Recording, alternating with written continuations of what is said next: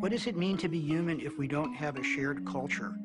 And what does a shared culture mean if you can't share it? It's only in the last 100 or 150 years or so that we've started tightly restricting how that culture gets used. The internet enabled an infrastructure where anybody could participate without asking permission.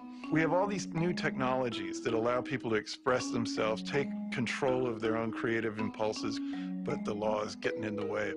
Creative Commons is designed to save the world from failed sharing. People who actually want to share stuff, who put it up on the web because they want to share it on certain terms. So we wanted to create a simple way for creators to say to the world, here's the freedom that I want to run with my creative work. Here are the things you're allowed to do. Can I reproduce it? Can I copy it? Can I put it in my textbook? Can I use that photograph?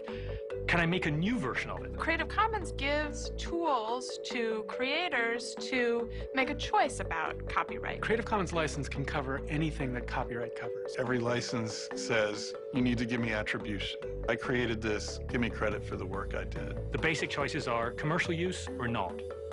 Can you make derivative works, versions, adaptations, or not? And do you want me to have to share alike? So if I take your stuff, do I have to offer it to the next person under the same terms? There's no requirement for you to do anything with your work other than what you want to do. You own the copyright to it. What we've done is given you the right to exercise your copyright in more ways, more simply. So the idea here is to enable the creative impulses that the technology turns loose and get the law out of the way. The work of Creative Commons is really about laying the infrastructure groundwork for this new type of culture, a new kind of folk culture.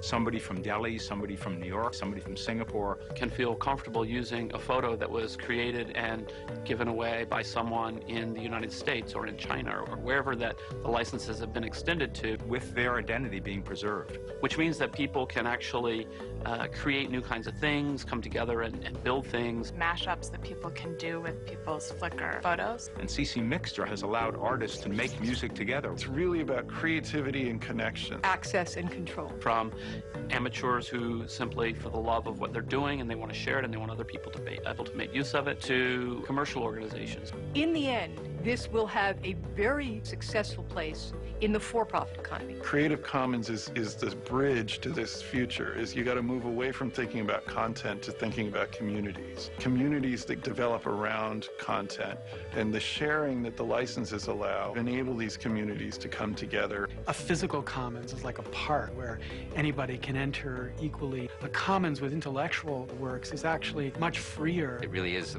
going to be the pillar for communications between people, cultural exchange. The space for more speech, more free expression. And that's the kind of commons we're trying to create.